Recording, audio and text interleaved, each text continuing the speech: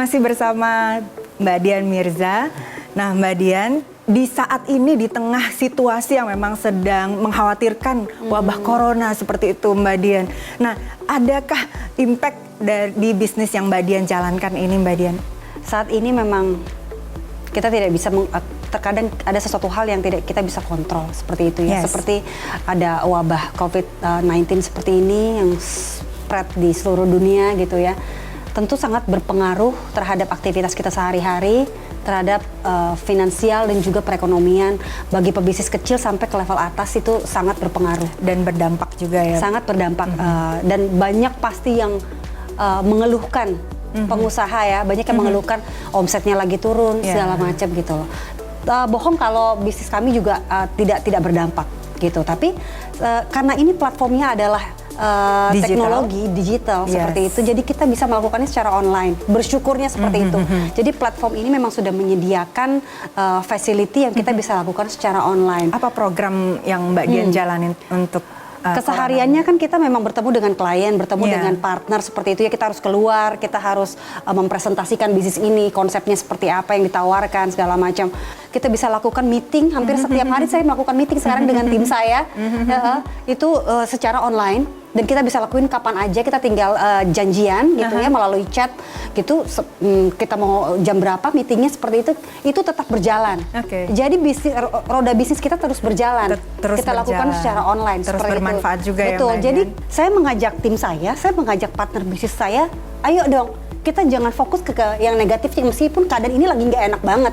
Sangat berpengaruh dengan kegiatan kita sehari-hari gitu loh. Mungkin awalnya saya pun stres awalnya gitu loh dengan adanya wabah COVID-19 ini gitu. Kita harus di rumah terus, kita yang biasanya harus aktif gitu kan, bekerja keluar rumah gitu.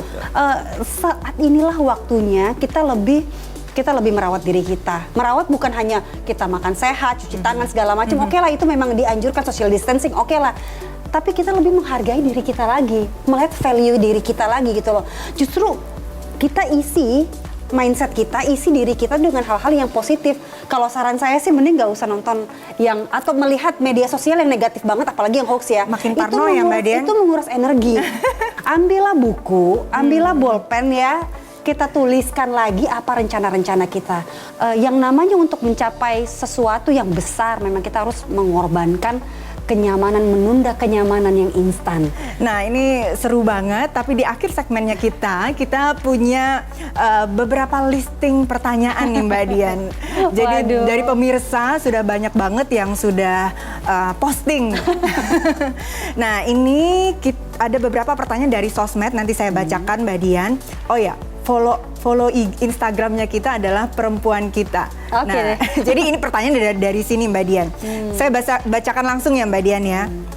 Ini ada pertanyaan dari Indira Riansyah. Nih, satu pertanyaan buat Mbak Dian. Apa sih arti zona nyaman untuk Mbak Dian Mirza? Arti zona nyaman? Arti zona nyaman, kayaknya nggak ada zona nyaman ya?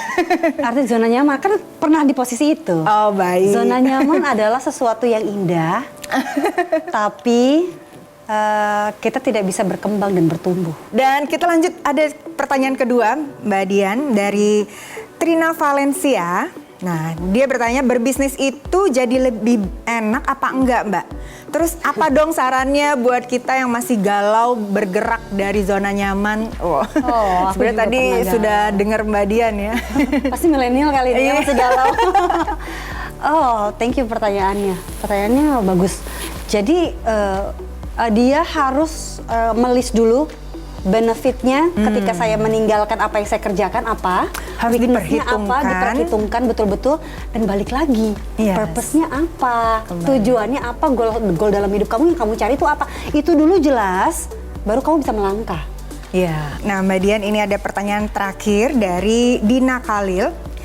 Pertanyaannya adalah, saya takut nggak bisa kehilangan income per bulan kalau berhenti kerja. Itu gimana nih Mbak Dian? Ya, pastinya karyawan yang banyak mungkin yang bertanya. Pasti ada ketakutan seperti itu. Saya juga pernah merasakan di tahun-tahun pertama.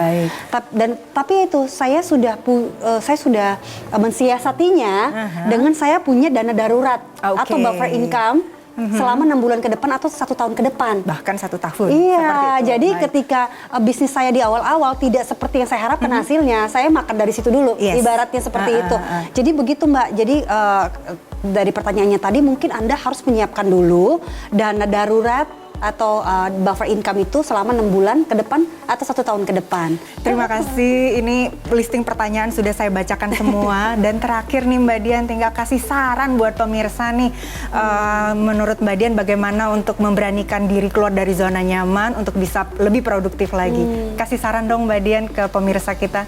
Oke, baik. Untuk perempuan Indonesia, jangan bosan-bosan untuk terus mengupgrade diri. Ketahuilah secara jelas apa yang menjadi purpose Anda dalam hidup, menjadi tujuan Anda, menjadi goal Anda, dan refleksikan kembali apakah yang sudah Anda lakukan selama ini sudah sejalan, sudah mendukung Anda untuk mendapatkan impian tersebut. Jangan takut untuk bermimpi, karena kita hidup hanya sekali. Lakukan yang terbaik untuk diri Anda dan keluarga Anda. Dan memang tidak ada sesuatu hal yang enak itu diraih secara instan, tapi itu adalah semua bagian dari perjalanan kita untuk meraih impian kita.